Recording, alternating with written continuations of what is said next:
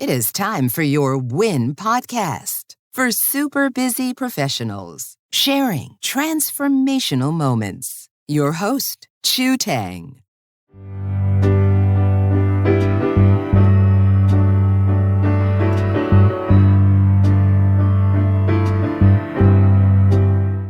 It's 4 o'clock here in Pacific, California, and welcome back to Your Win podcast.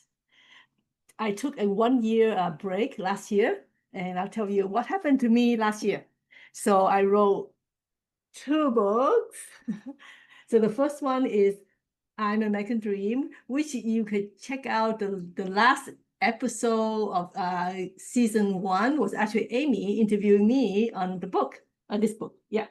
And then because I had a lot of great support from friends, unconditional support. So the second book was born, and Amy was one of the co-authors. So we got connected because of K-drama. So you guys could hear us chit chat about K-drama before we started. Always get me excited, and so that's what happened to me last year. And also K-drama led to K-beauty. So last October, I was introduced to a amazing product made in Jeju Island.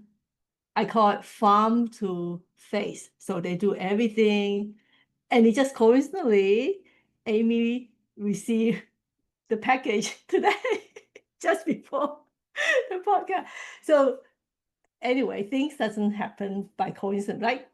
So okay, so that's what happened to me. And then recently I had a very unique experience from Amy for spell breaking. So I say it's time to do season 2, episode 1 for Your Win podcast. So today is on spell breaking. So I'd like to introduce my friend Amy, who lives in Hawaii. Amy, welcome to our show. You too. Glad to be here back again. So tell us a little bit more about who you are. All right. So you know me through, some of you might know me through Chu's books, and one of the Your Win podcast. Basically, I'm someone who lives in the middle of a forest, and about 3 years ago, I discovered something called spell breaking. Mm-hmm. And what I found very useful about it was that in a very, very short period of time, by doing some unique breathing method, if you want to call it that way, and asking some very specific questions, I was able to undo chronic problems in relationships and other areas of my life. And so I started doing this. And the person who started doing this, he was not training anyone to do this. So I was part of a group called the Inner Circle. And I was participating in this weekly gathering where we were all sitting in this online forum and we were all being spell broken by him. Well, then let's fast forward because I did receive some breakthroughs, significant ones.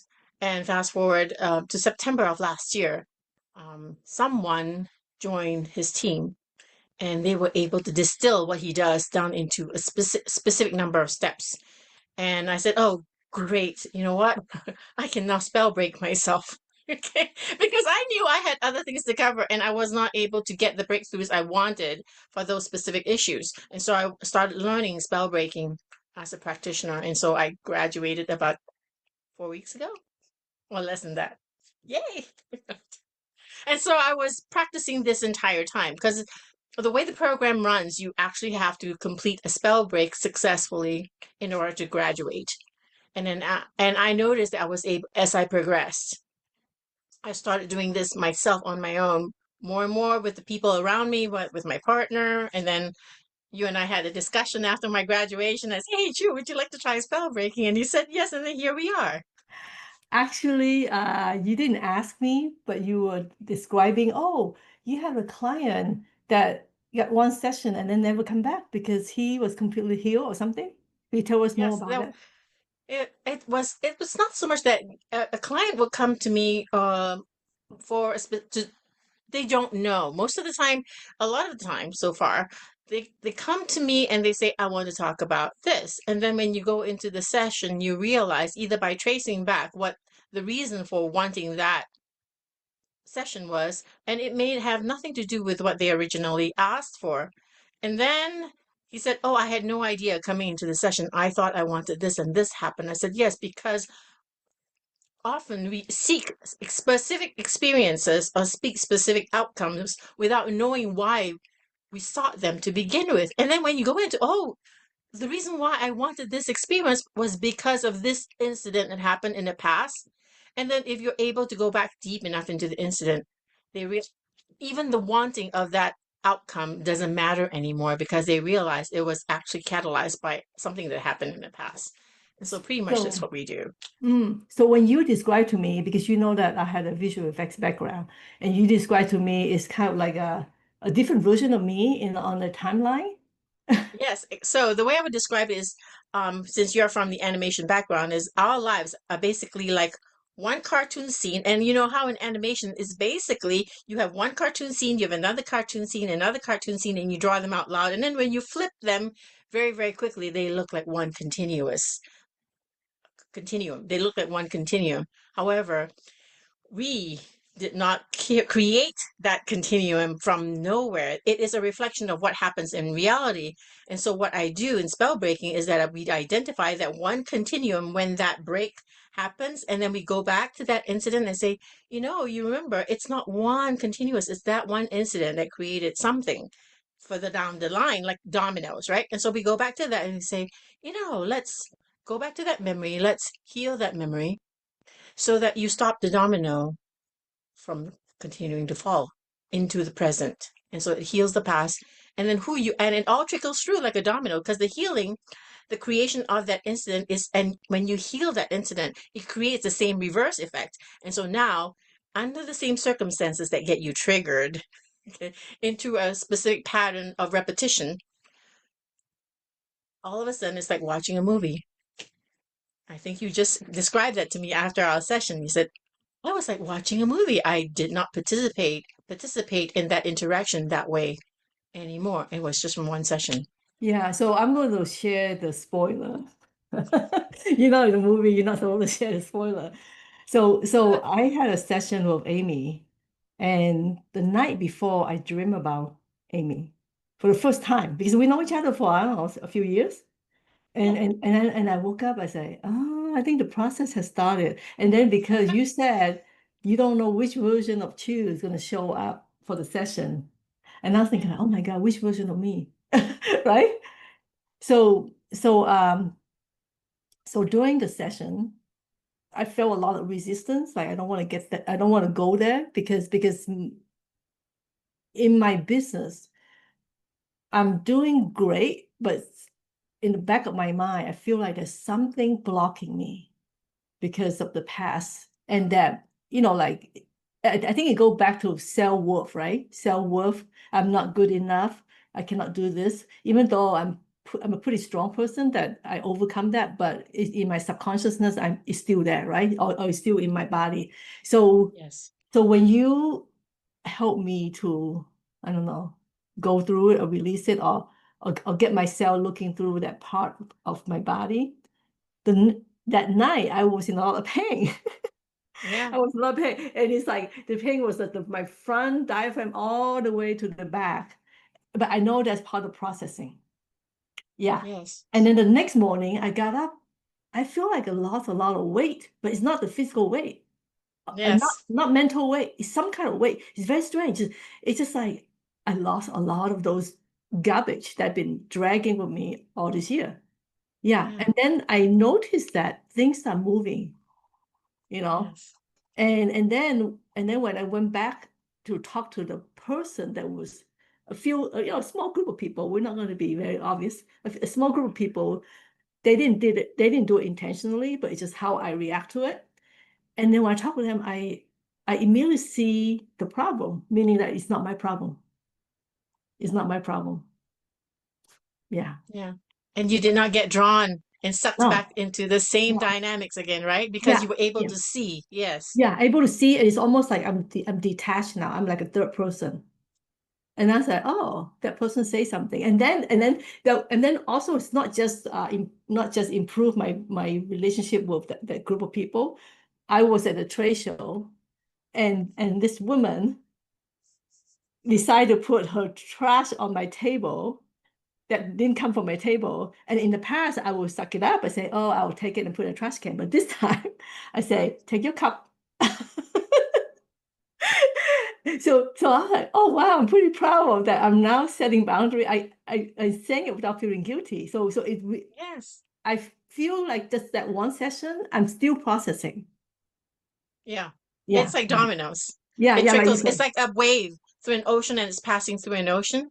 And so Mm-hmm. it will continue moving that way as long Yeah, as you continue breathing that way and yeah, watching, yeah, that. Yes, exactly. yeah. So Yay. thank you so much. And I'm You're sure welcome. I'll come back. I'll come back for more sessions when I need to. But right now I feel like, yeah, it's very, very unique. It's a very unique. Do you call it therapy? What do you call it? We don't call it therapy, we Yeah, call it spell breaking. that's it. Because the origin of the word came from how it started, because we are, okay, when we have a pattern or a habitual pattern it doesn't matter what the pattern is, it seems to repeat itself. And so someone has said it was like I was in a spell. And then so you broke the spell. And so that's how the word spell breaking came about. Yeah. Yeah, yeah. Cool. Right? So I don't know. Let me check if anybody has any question. If you guys have any questions, just put it in the comment. Yeah. And Amy, you have questions, right? Yes, I have questions. Yeah, yeah. So for you, right? So Chu, Mhm. before we had the session, even though we had scheduled it, did you have any concerns or fears that you anticipated might happen or that you anticipated in any way before the session? No, I didn't because I trust you. I Wow, trust you. Yeah, thank I you. trust you. And I even say that like I if the founder and you side by Huh? side, I still would pick you because I trust you. Wow, thank you. Wow, thank you very much, Chu. No fear, no fear. All right. And then the second one is, what positive changes did you experience that were helpful or useful in addressing, well, you spoke about that part, but unexpected experiences and unexpected positive benefits from that session? Um, it just I would say, I see it affects in my business, in my life, and then in my reaction to things, because I'm a very sensitive person, right? So now I'm so a lot more aware of what's going on. So I don't take people's problem. I don't care people's problem. So Very I nice. think I think that's huge because I've been doing it for over 50 years. And you and the rest of us. Yeah. And very cool. And in your opinion, I'm asking for your frank opinion because this was Mm-hmm. one of the questions I did not ask you, so you probably will not be prepared for it.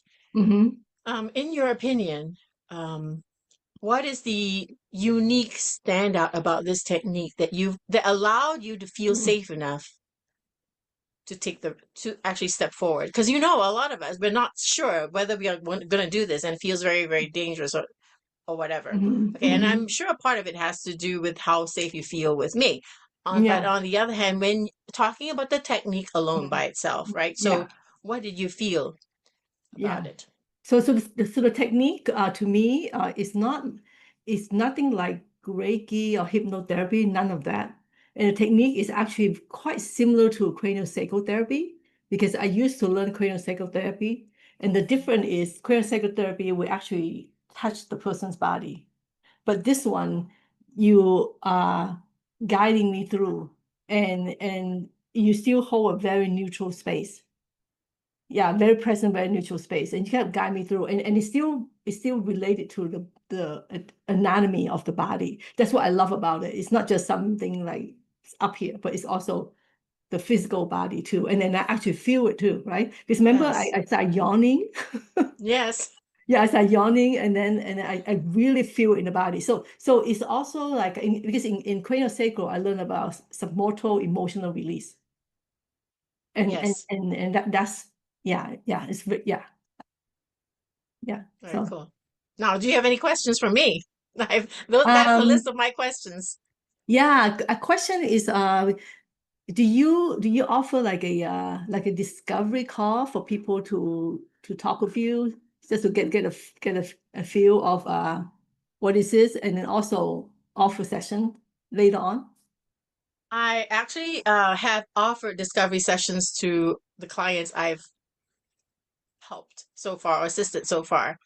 And most of the time, I haven't needed to do any discovery sessions because these were referrals. Oh, So, okay. but I am open to them because if a discovery session is what a person needs to feel safe enough to approach this, Mm-hmm. that's go ahead and contact me. Yeah. Okay. And then how do they Yeah, you contact? should. Oh, yeah. So my email address is Amy, AMYS, letter S, GAN, GAN, @gmail.com. Or you can Okay. reach out to me via Facebook. If you're part of Choose Facebook group, or Yeah. you can reach me out there because I'm a private member now. Yeah. Yeah. And then you could also put it on the comment too on the email. Yes, okay. Right. I'll put it on the comment Okay. after the session. Yes. So my email address again is AMYSGAN @gmail.com. Thanks for listening. If you enjoyed this episode, please subscribe and share. See you soon at Your Win Podcast.